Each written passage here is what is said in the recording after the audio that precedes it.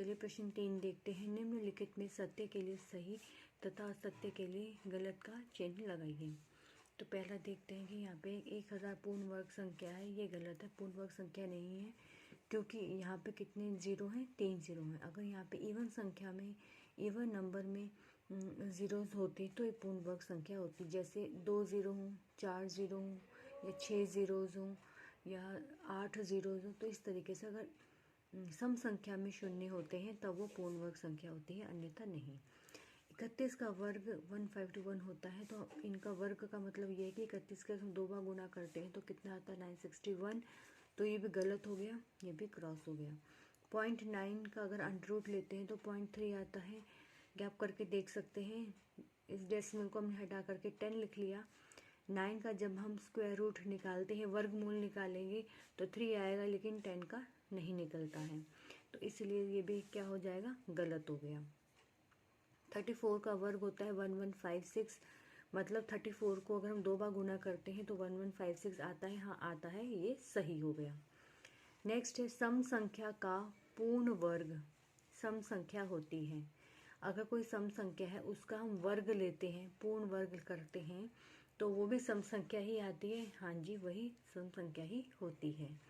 2 अंकों की पूर्ण वर्ग संख्या 99 होती है। तो 2 अंकों की जो पूर्ण वर्ग संख्या है वो 99 है, आप करके देख सकते हैं, तो ये गलत है। 248 एक पूर्ण वर्ग संख्या है। 248 का अगर आप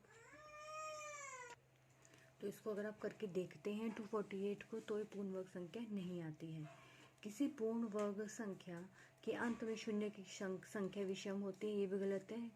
पूर्ण वर्ग के केस में जो संख्या है वो हमेशा सम आएगी। 1 से 10 के मध्य में 3 पूर्ण वर्ग संख्याएं होती हैं, तो हम 1 से 10 तक काउंटिंग देखेंगे, उसमें से पूर्ण वर्ग संख्याएं में निकालनी है, तो वो क्या 3 आती है। चलो करके देखते हैं इसको। देखिए अगर हम 1 से 10 तक देखते हैं तो 1 से 10 के मध्य की अगर बात करते हैं तो 1 को छोड़ दिया जाए और 10 को छोड़ दिया जाए तो यहाँ पे केवल 4 एक पूर्ण वर्ग संख्या है, जो कि 2 का वर्ग है, और जो ये है 9 है वो 3 का वर्ग है। तो 2 यहाँ पे वर्ग संख्याएं आती है पूर्ण वर्ग। अगर हम इसको भी काउंट करते हैं 1 को तो 3 आएंगे इसको।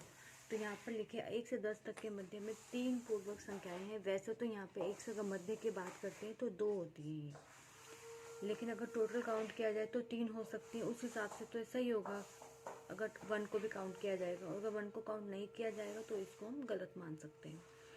नेक्स्ट है किसी विषम संख्या का वर्ग सम संख्या होती है, ये गलत है। अगर संख्या विषम है तो उसका वर्ग सम संख्या होती है, आप इसको करके देख सकते हैं। जैसे 3 है, 3 को अगर हम 2 बार गुणा करते हैं, वर्ग निकालते हैं तो 9 आता है, तो क्या वो सम संख्या है? नहीं, ये भी हमारा गलत आ गया। नेक्स्ट देखते हैं क्वेश्चन नंबर 4 है 9 स्क्वायर माइनस 1, हमें निकालना है। तो 9 स्क्वायर इसका मान हमें वैल्यू निकालनी है इसकी। 9 स्क्वायर का मतलब ये होता है कि 9 9 से 81 माइनस 1, तो इसका आंसर आ जाएगा 80।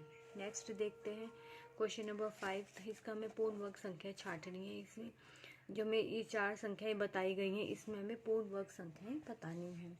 तो पहली संख्या 962 यहाँ लिख ली, दूसरी हमने यहाँ लिखी है 1089, तीसरी ये है 1368, फोर्थ है 343। ये सारी हमने यहाँ पे अलग अलग करके लिख ली। अब हमें क्या करेंगे, इसको हम सबसे पहले 2 से काटेंगे। 2 से जब हम काटेंगे तो क्या बचेगा 481। फिर 481 को ये किससे कटेगा, ये 13 से कटेगा, तो क्या बच जाता है 37। यहाँ पे आ गया 37। नेक्स्ट इसी तरीके से इसको हम 3 से काटेंगे। पहले 3 से काटा तो क्या बचा 363। फिर ये 3 से कटेगा, जो काटा तो कितना बचेगा 121। 121 किससे कटेगा 11 से कटेगा, तो क्या आ जाएगा 11 ही आ जाएगा। तो इस तरीके से इसका ये हो गया। इसको हम करेंगे ऐसे और इसको कर देंगे ऐसे। अब हमें इसमें देखेंगे इसकी हमें पेयरिंग करनी है। देखिए यहाँ पे इस पे चलते हैं। सबसे पहले जिसके जोड़े बन रहे हैं, जैसे 3 है, 3 2 बार आ रहा है यहाँ पे, ठीक है। 11 भी 2 बार आ रहा है, ठीक है। तो ये पूर्ण वर्ग संख्या हो गई, ये वाली पूर्ण वर्ग संख्या हो गई जिसके जोड़े बन रहे हैं। अब 2 के साथ 2 का जोड़ा बना नहीं, 13 का भी नहीं बना, 37 भी नहीं बना, अकेले एक एक ही है, तो ये पूर्ण वर्ग संख्या नहीं है। इस तरीके से ये 2 देखिए कितने 1 2 इसके साथ बन गया जोड़ा। इस 2 का जोड़ा किसके साथ बनेगा, यहाँ कोई भी नहीं है। 3 का 2 बन गया, 3 2 बार आ गया, और 19 भी 1 बार है, तो ये भी क्या है पूर्ण वर्ग संख्या नहीं है। 7 कितनी बार लिखा है? 3 बार। तो 7 को जब 3 बार लिखेंगे तो 7 का जोड़ा तो बन गया, 7 का 7 3 बार लिखा हमने, तो इसकी तो पेयरिंग हो गई, पर ये वाला जो 7 है वो अकेला रह गया। तो इस वजह से ये भी क्या है? पूर्ण वर्ग संख्या नहीं है। तो इसमें से केवल एक ही पूर्ण वर्ग संख्या है, तो वो है 1089। प्रश्न 6 देखते हैं। 79286251057343 में से पूर्ण वर्ग संख्या कौन सी होगी, स्पष्ट कीजिए। जैसे पहले क्वेश्चन किया था, ये भी उसी के तरीके का ही है। इन चारों में से हमें पूर्ण वर्ग संख्या छांटनी है। तो सबसे पहले हमने यहाँ पे 7928 को किससे काटेंगे? 2 से काटने पर क्या बचेगा? 3964 बचता है। फिर 3964 को फिर हम 2 से काटेंगे तो क्या बचेगा? यहाँ पर बचेगा 1982। फिर इसको 2 से काटेंगे तो यहाँ बचेगा 991। अब हम ये देख रहे हैं कि जो 991 है वो किसी भी टेबल से नहीं जा रहा है, तो हमने यहाँ पे क्या लिख दिया? 9911।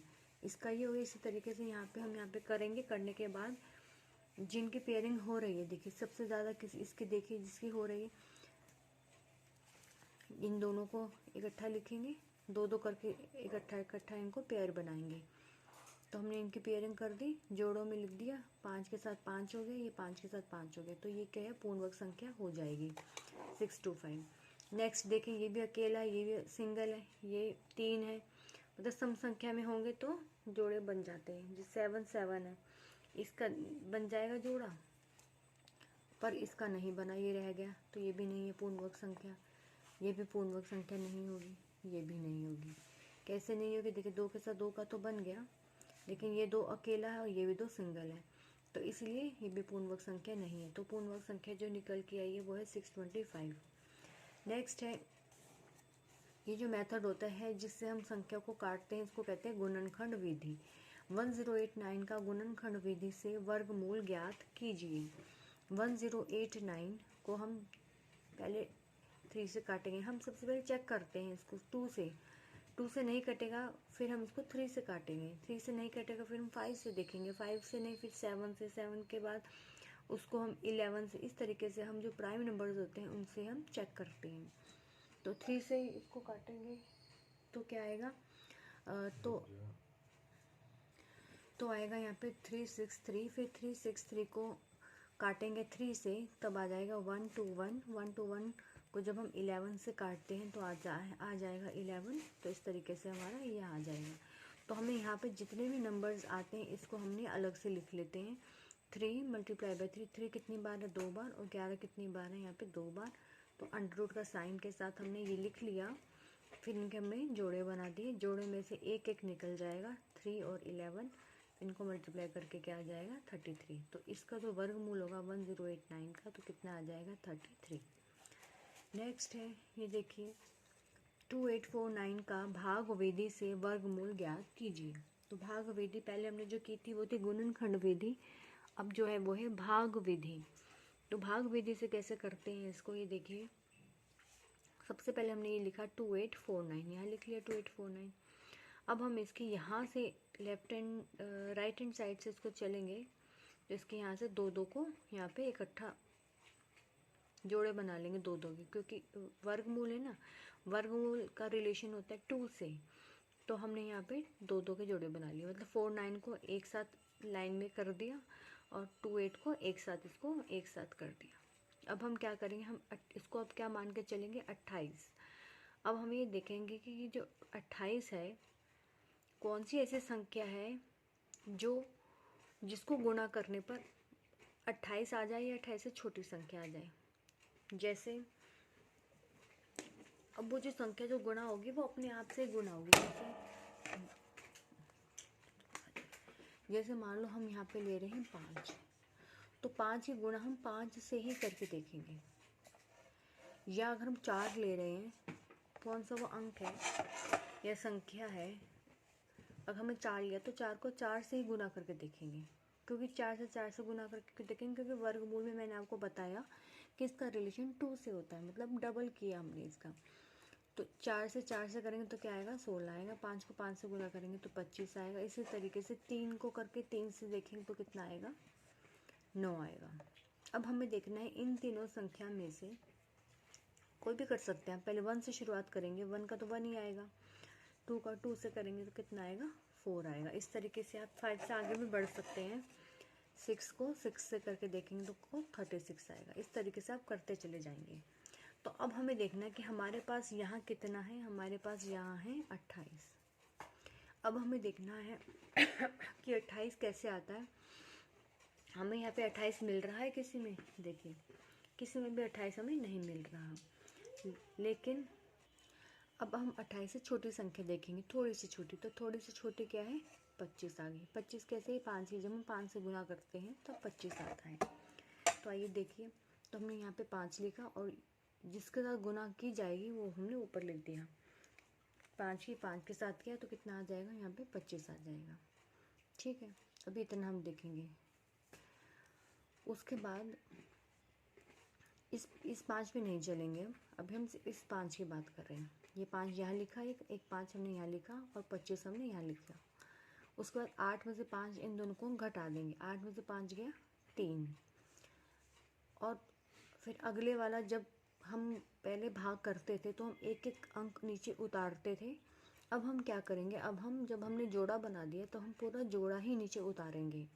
जैसे 49 था ना ऊपर, जोड़े में है, तो 49 का 49 ही नीचे आ जाएगा।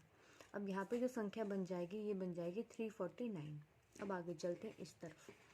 तो यहाँ पर जो पहले सबसे पहले आया था 5, इसका हम यहाँ पे क्या कर देंगे, डबल कर देंगे।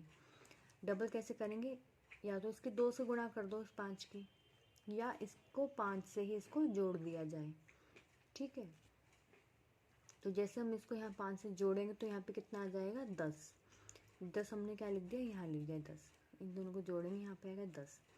अब यहाँ पे एक अंक मान लो खाली है, इसका ये खाली है। खाली के बाद हम यहाँ पे देखेंगे कि आपको मैं देखिए यहाँ करके दिखाते हैं। सबसे पहले हमने क्या किया, यहाँ पे जोड़े बनाए। यहाँ पे इधर से चलेंगे ऐसे जोड़ा बनाएंगे, इधर से चलेंगे ऐसे जोड़ा बना देंगे। अब हमने जो पहला किया था 25, 5 को हम 5 से ही गुना करेंगे। अगर हम यहाँ पे 4 लिखेंगे तो 4 को 4 से ही गुना करना पड़ेगा।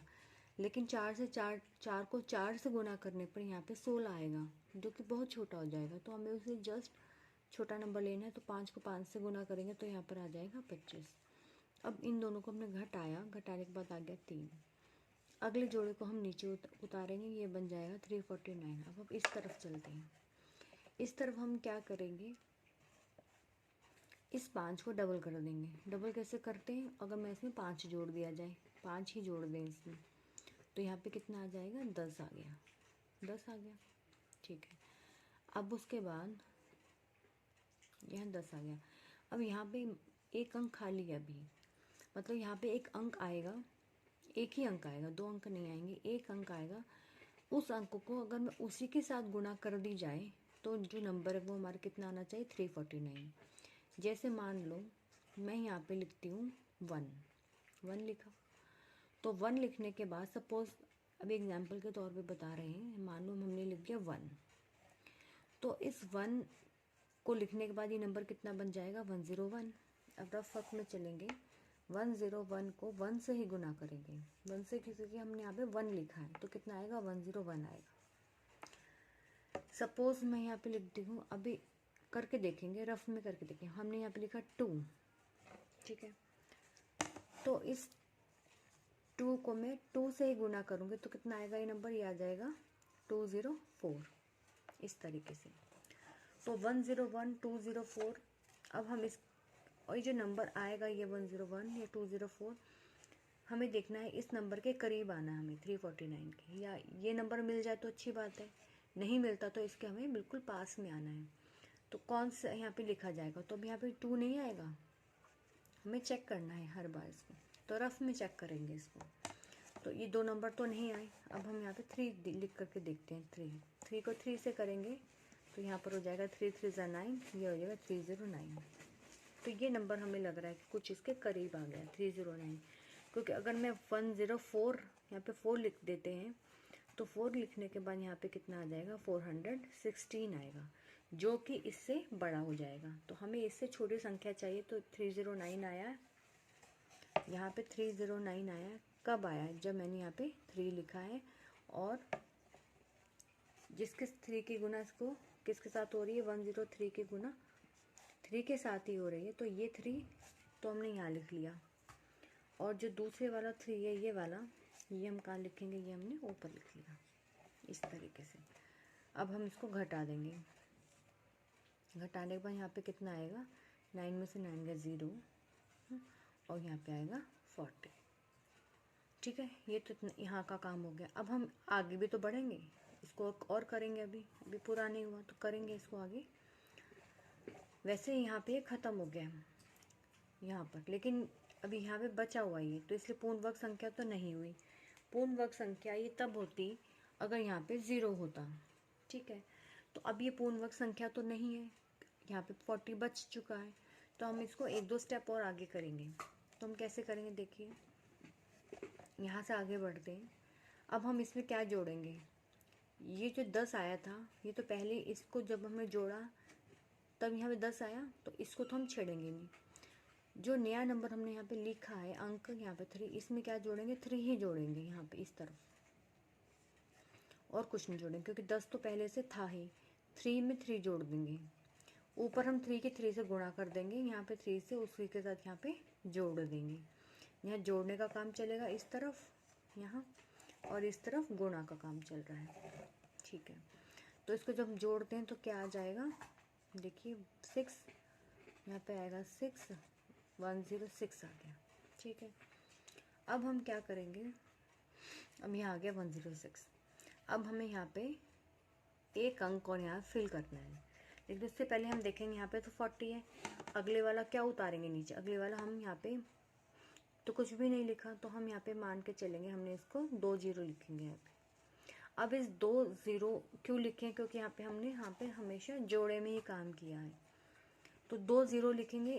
अब ये 2 0 लिखने की क्या कंडीशन है, यहाँ पे हमें सबसे पहले यहाँ इसके लिए एक डेसिमल लगाना पड़ेगा, तब हम यहाँ पे 2 0 यहाँ पे लिख सकते हैं। अब हम ये 2 0 जब ये नीचे उतर जाएंगे, अब ये संख्या क्या बन जाएगी, ये बन जाएगी 4000। अब हमें इस तरफ देखेंगे, इस तरफ क्या है 106। अब यहाँ पे कौन सा अंक आएगा यहाँ पर कि जिसको उसी के साथ गुणा करने पर 4000 आ जाए, या 4000 से छोटी संख्या आ जाए, तो वो अंक हम ढूंढेंगे। देखिए यहाँ कितना है 106, तो हमने यहाँ पे 106 यहाँ पे लिखा। अब 1 से तो 106, 1 से तो कोई ऐसी बात नहीं है, हम 2 से शुरू करते हैं। 2 की 2 से गुना, जब मैंने 2 लिखा तो संख्या बन जाएगी 1062।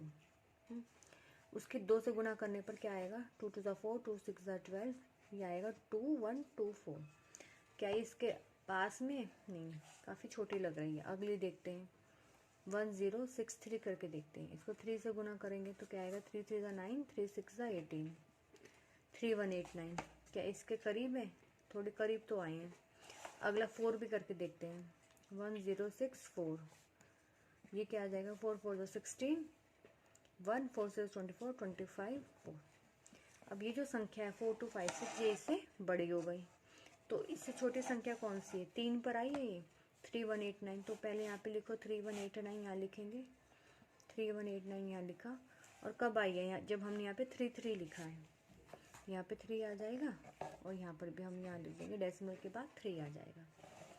अब हम इसको क्या करेंगे, यहाँ पे इसको घटा देंगे, घटाने पर क्या आएगा, 10 में से 9 गए 1, 9 में से 8 1, और 9 में से 1 गए 8 1 1 आ जाएगा। ठीक है, अब हम इस तरफ देखेंगे, अगर हम अगला स्टेप करना है, यहाँ तक तो 8 1 1 आ गया, अगर हमें और आगे बढ़ना है तो हम क्या करेंगे, फिर इसको डबल कर देंगे। 106 को तो हम नहीं छेड़ेंगे, क्योंकि 106 तो यहाँ तक हमें मिल गया था। अब हम इसमें 3 जोड़ेंगे, खाली जिसकी गुणा करी है 3 की उसी को ही जोड़ देंगे। यहाँ पे ऊपर यहाँ गुणा में चलेगा, नीचे प्लस में जाएगा, तो इसको जोड़ के क्या आ जाएगा, 6601, ये आ जाएगा। अब यहाँ पे हमें एक अंक भरना है, इसको हम क्या करेंगे, 2 0 यहाँ लिखेंगे, और इसको हमें नीचे उतार लेंगे। अब ये संख्या बन जाएगी ये, अब संख्या क्या बन जाएगी, 81100। अब हमें यहाँ पे ऐसा कौन सा अंक आएगा जिसको उसी के साथ गुणा करने पर हमें ये संख्या मिल जाए।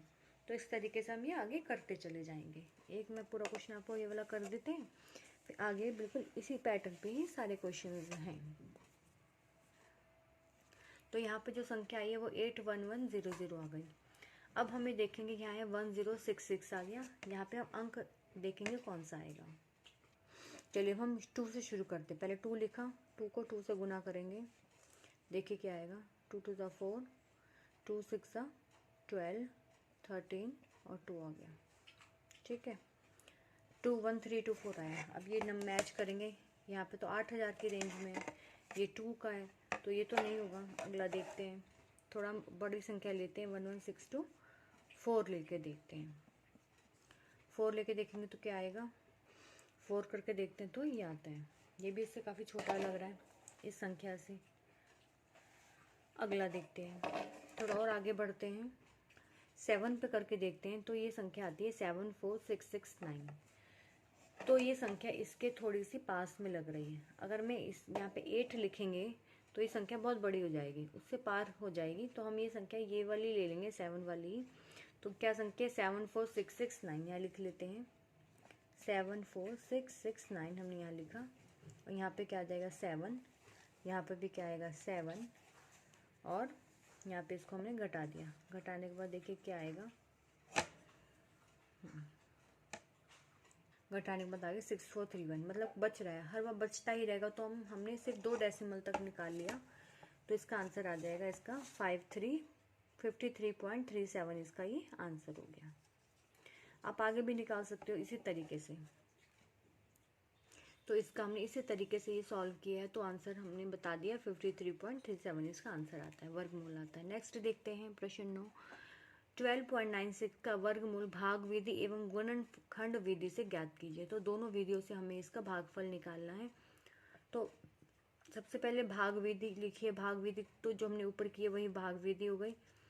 12.96 है, तो हमें यहाँ से जब जोड़े बनाएंगे तो यहाँ पे हमने इसका पेयरिंग की यहाँ से, और डेसिमल के बाद की पेयरिंग करते हैं इधर से इधर तक, फ्रॉम लेफ्ट टू राइट, और डेसिमल से इधर वाली जो डिजिट्स होते हैं इनकी करते हैं from right to left. Pairing करने के बाद तो हम इसको वैसे सॉल्व करेंगे। 3 3 ज़ा 9 हो गया, इनमें से 12 में से 9 के क्या आएगा 3, 96 को नीचे उतारा, इसका यहाँ पे डबल कर दिया। डबल करने के बाद यहाँ पर आ जाएगा 6, उसके बाद यहाँ पे 6 ले लिया, 6 को 6 के साथ गुना करेंगे, मतलब 66 को 6 के साथ करेंगे तो आ जाएगा 396। तो ये पूर्ण वर्ग संख्या है, तो ये यहाँ पे 0 आ गया। 0 का मतलब ये कि हमारी जो पूर्ण वर्ग संख्या हो गई। अब आगे तो ये हम नहीं कर सकते क्योंकि यहाँ पे 0 आ चुका है, और हमारा इसका आंसर आ गया 3.6। इसी तरीके से हम इसके गुणनखंड विधि से करेंगे। गुणनखंड विधि से कैसे करेंगे, इस डेसिमल को सबसे पहले हटाने के बाद यहाँ पर क्या लिखेंगे 100, यानी डेसिमल को हटाया, इसकी जगह पर नीचे आ जाता है 100।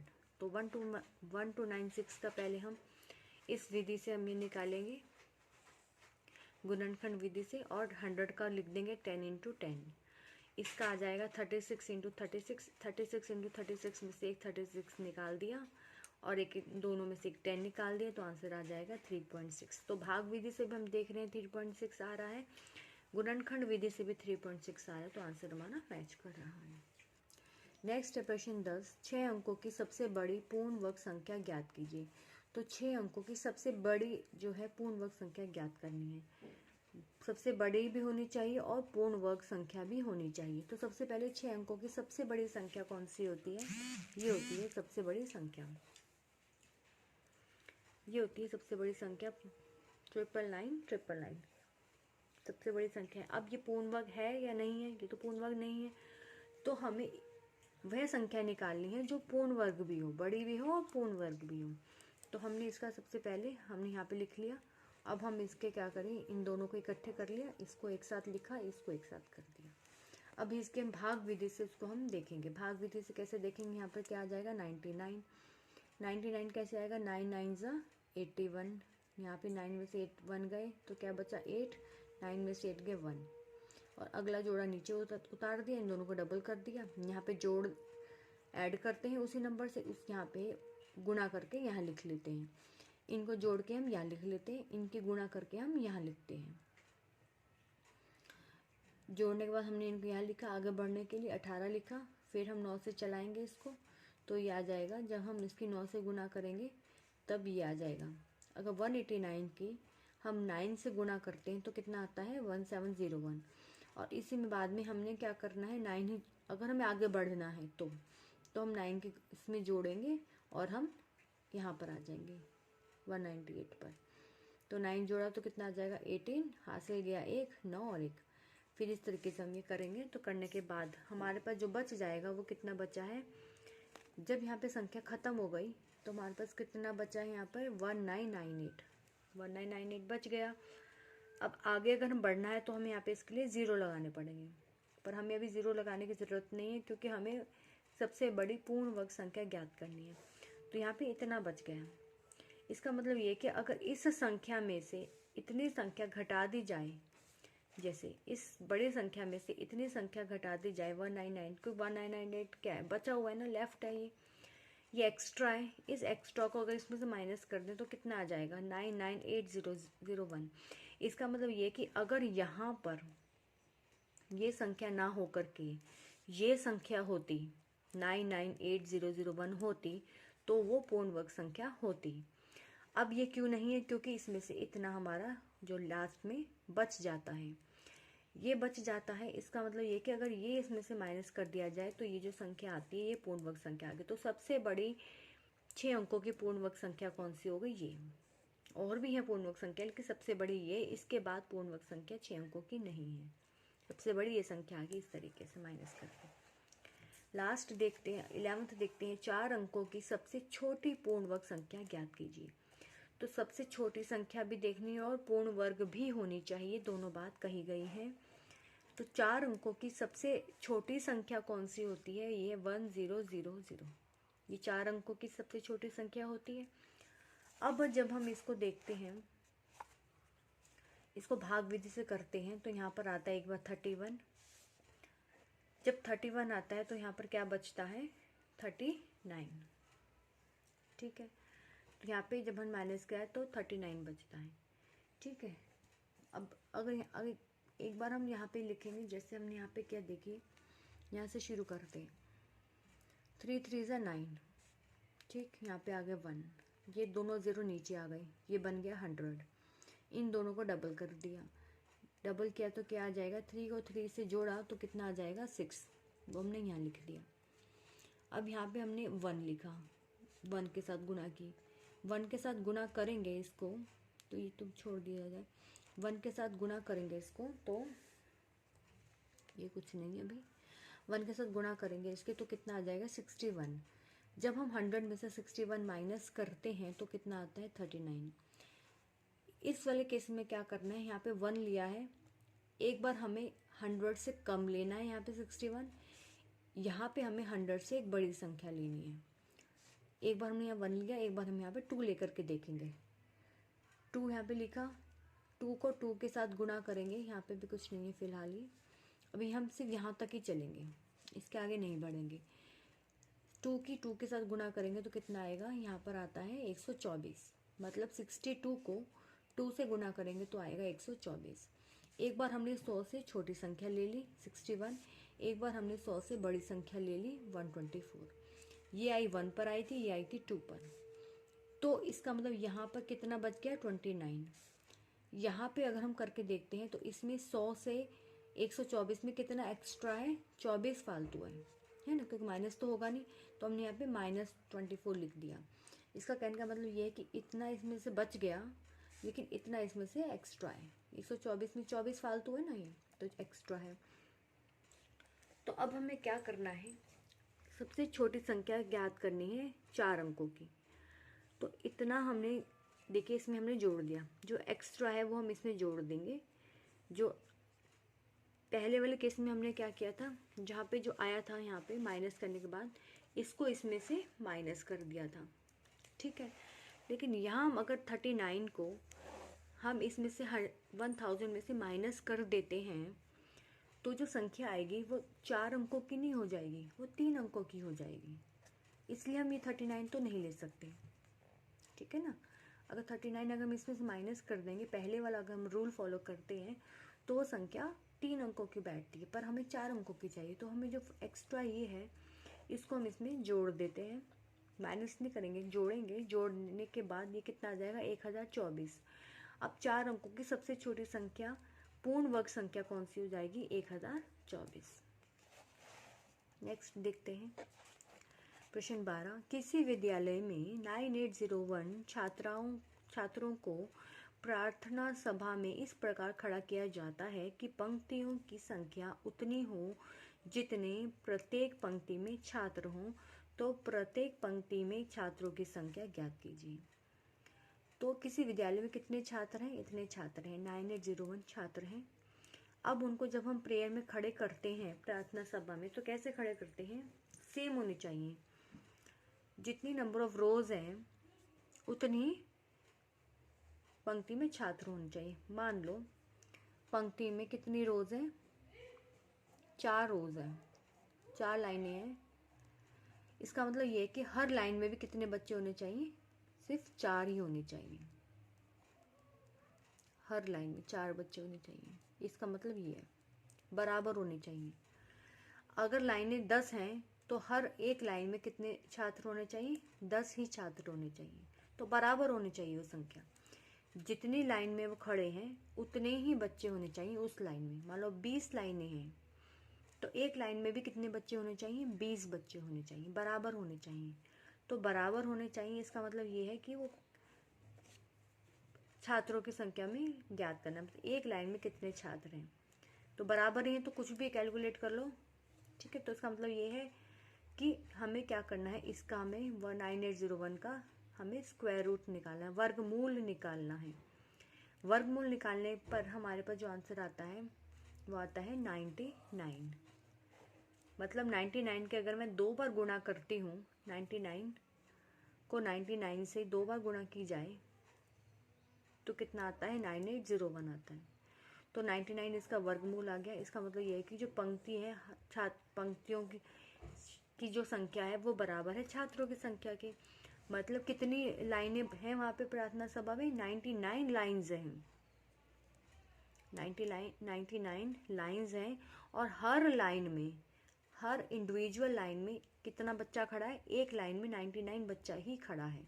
इसका मतलब ये है 99 ही लाइनें हैं और हर लाइन में 99 बच्चा ही खड़ा है। तो प्रत्येक पंक्ति में छात्रों की संख्या कितनी हो जाएगी? 99। अब प्रश्न 13 देखते हैं। एक किसान लगभग 2000 पौधों की रोपाई इस प्रकार करना चाहता है कि रोपाई में पंक्तियों की संख्या उतनी हो जितनी कि प्रत्येक पंक्ति में पौधों की संख्या। तो ज्ञात कीजिए कि किसान को कम से कम और कितने पौधों की आवश्यकता होगी। तो बिल्कुल पीछे वाले जैसा ही क्वेश्चन है कि 2000 पौधों की रोपाई करनी है और रोपाई में पंक्तियों की संख्या उतनी है जितनी प्रत्येक पंक्ति में, मतलब उसको उतनी ही पंक्तियां बनानी है। मान लो 5 पंक्तियां बनाई तो हर रो में उसको हर पंक्ति में 5 ही पौधे लगेंगे। जैसे 10 पंक्तियां बनाएगा वो, तो हर एक पंक्ति में 10 पौधे ही लगाएगा। तो उसके पास पौधे कितने? 2000 हैं। तो इस तरीके से अगर वो सिस्टमेटिक तरीके से वो पौधों को लगाता है तो उसको और कितने पौधों की आवश्यकता होगी। मतलब ये जो पौधे हैं वो कम पड़ रहे हैं, इसमें और कितने पौधे जोड़ें कि उसका जो है वो काम बन जाए। तो इसका मतलब ये कि हमें सबसे पहले इसका वर्गमूल निकालना पड़ेगा और जितना एक्स्ट्रा यहाँ पे बचेगा उसको हम उसमें जोड़ देंगे, ठीक है। तो सबसे पहले हमें क्या करना है, यहाँ पे ये संख्या हमने यहाँ लिखी, इसका हमने वर्गमूल निकाला। वर्गमूल निकालने के बाद वर्गमूल कितना आएगा? देखिए यहाँ पे 4 आएगा और यहाँ पे 5 आएगा। 5 लिखना भूल गई यहाँ पे। 4 को 4 से गुना करेंगे तो कितना आएगा? 16 माइनस किया तो कितना आ जाएगा? 4। 2 0 जो ये थी नीचे आ गए, इन दोनों को डबल किया 8 आएगा। फिर यहाँ पे 5 लिखा तो संख्या बन जाएगी 85। इस 85 को फिर 5 से हमने गुना कर दिया। ये भी छोड़ दीजिए, अभी आगे हम नहीं बढ़ रहे हैं, अभी सिर्फ हमने यहाँ तक किया है, गुणा का काम किया है। आगे हम जब बढ़ेंगे तो हम यहाँ पे जोड़ने के बाद करते हैं। तो 5 के साथ हमने गुणा करा, मतलब 85 को 5 के साथ जब हम गुणा करते हैं तो कितना आएगा? 425 आता है, ठीक है। हम कम क्यों नहीं ले रहे हैं? अगर हम यहाँ पे 4 लेते हैं तो 4 का मतलब ये है कि 400 से कम संख्या आएगी। जो कम संख्या आएगी, दो यहाँ पे जो संख्या बच जाएगी, लेफ्ट हो जाएगी, वो हम इसमें से माइनस नहीं कर सकते क्योंकि हमें और पौधे चाहिए। तो हमें ये देखना है कि पौधे एक्स्ट्रा में कितने चाहिए। तो हमें इसमें से एक संख्या में फालतू लेनी पड़ेगी, 5 हमें यहाँ पे लेना पड़ेगा।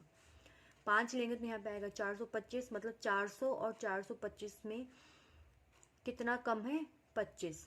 मतलब अगर 400 और 425 एक्स्ट्रा हो गया ना, तो 25 एक्स्ट्रा हो गया यहाँ पे, मतलब 25 हमें एक्स्ट्रा चाहिए।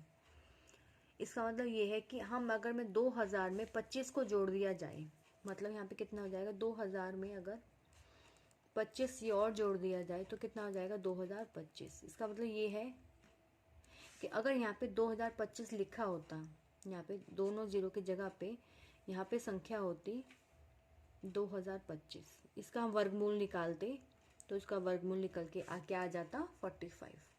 तो हमें ऐसी संख्या चाहिए जिसका वर्गमूल निकल जाए। तो 2000 का तो निकल नहीं रहा, तो यहाँ पर हमें क्या करना पड़ेगा, 25 हमें और पौधों की ज़रूरत है जिससे कि इसका वर्गमूल निकल जाए। वर्गमूल क्यों निकालना ज़रूरी है, क्योंकि वो संख्या बराबर बता रहा है कि पंक्तियाँ भी उतनी होनी चाहिए और जितनी पंक्ति में पौधों की संख्या दोनों बराबर हैं। पंक्तियों की संख्या और पौधों की संख्या, एक पंक्ति में पौधों की संख्या बराबर होनी चाहिए, इस वजह से हमें वर्गमूल यहाँ पे निकालना है इसका। तो हमें एक्स्ट्रा कितने पौधे चाहिए, इसलिए हमें 25 पौधे की और आवश्यकता है। ठीक है, अभी कम है उसके पास, तो 25 पौधे अगर उसको और दे दिए जाएं तो उसका जो सिस्टम है इक्वल रोज और इक्वल उसका नंबर ऑफ प्लांट्स का, तो उसका सेटिस्फाइड हो जाएगा। नेक्स्ट देखते हैं क्वेश्चन नंबर 14। एक मैरिज हॉल में मेहमानों के लिए कुर्सियां इस प्रकार व्यवस्थित करनी है कि पंक्तियों की संख्या उतनी हो जितने प्रत्येक पंक्ति में कुर्सियां हों। तो कुर्सियों को इस प्रकार व्यवस्थित करने के लिए उपलब्ध 5000 कुर्सियों में से कम कितनी कुर्सियां हटानी होंगी। अब इसका उल्टा काम है ऊपर वाले का। इसमें हमें पहले वाले में क्या था कि कितने पौधे की और ज़रूरत है, इस वाले में पूछा गया है कि कितने हमें हटाने पड़ेंगे ताकि वो जो संख्या है पूर्ण वर्ग संख्या बन जाए।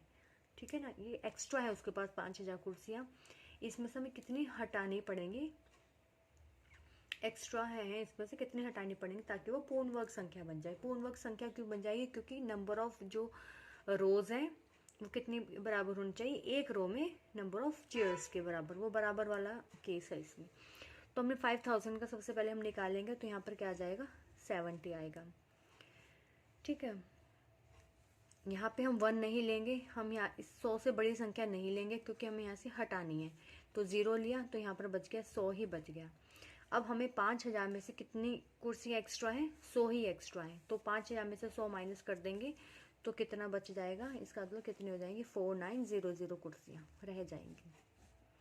इतनी बस 100 इसमें से हटा दिया जाए तो इतनी कुर्सियाँ, जब 4900 होगा तब ये पूर्ण वर्ग स्क्वायर वर्गमूल इसका निकल जाएगा और ये पूर्ण वर्ग संख्या हो जाएगी। तो इसलिए कितनी हमें कुर्सियाँ हटानी है, पूर्ण वर्ग संख्या बनाने के लिए 100 कुर्सियाँ हमें इसमें से हटानी पड़ेगी। नेक्स्ट है प्रश्न नंबर 16। वह छोटी से छोटी संख्या ज्ञात कीजिए जिससे 4529 में जोड़ने पर योगफल पूर्ण वर्ग बन जाए। तो हमें वह छोटी से छोटी संख्या ज्ञात करनी है जो इस संख्या में अगर हम जोड़ दिया जाए उसे तो वो पूर्ण योगफल जो है वो पूर्ण वर्ग संख्या बन जाए। अब इस संख्या का सबसे पहले हमें क्या निकालना पड़ेगा, वर्गमूल। वर्गमूल निकालेंगे, एक बार 929 में 7 रख के देखेंगे। यहाँ पे जैसे आप करोगे तो ये आप रख के देखना, एक बार 7 रख के देखेंगे और एक बार 8 रख के देखेंगे।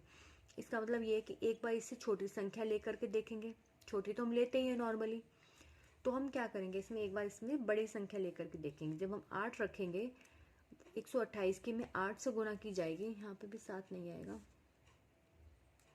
एक्स्ट्रा करने की जरूरत नहीं, अभी यहीं तक ही काम करेंगे। जब हम 128 की 8 से गुना करते हैं तब यहाँ पे जो संख्या आती है 1024 आती है, जो इससे बड़ी है। एक बार हम क्या करेंगे, इससे छोटी संख्या लेंगे। ऐसे केसेस में दोनों संख्या लेनी पड़ती हैं। तो जब ये करते हैं, इसको घटाने के बाद कितना आता है, 40 बचता है, जबकि यहाँ पे 95 फालतू एक्स्ट्रा आता है। ठीक है, तो इसका मतलब ये है हमें जोड़ना है, तो हमें क्या जोड़ना पड़ेगा, ये तो हम घटा नहीं सकते क्योंकि हमें जोड़ने की बात कही गई है, तो हमें इसमें 95 जोड़ना पड़ेगा। 95 जोड़ने के बाद ये संख्या हो जाएगी 4624। तो जब हम इसका वर्गमूल निकालते हैं तो वर्गमूल इसका कितना आता है, 68 आता है। तो हमें ऐसी संख्या चाहिए जो कि पूर्ण वर्ग बन जाए, तो ये आ जाएगी हमें वो संख्या ज्ञात करनी है, तो वो संख्या हो जाएगी 95। 95 जोड़ने पर पूर्ण वर्ग संख्या बन जाएगी।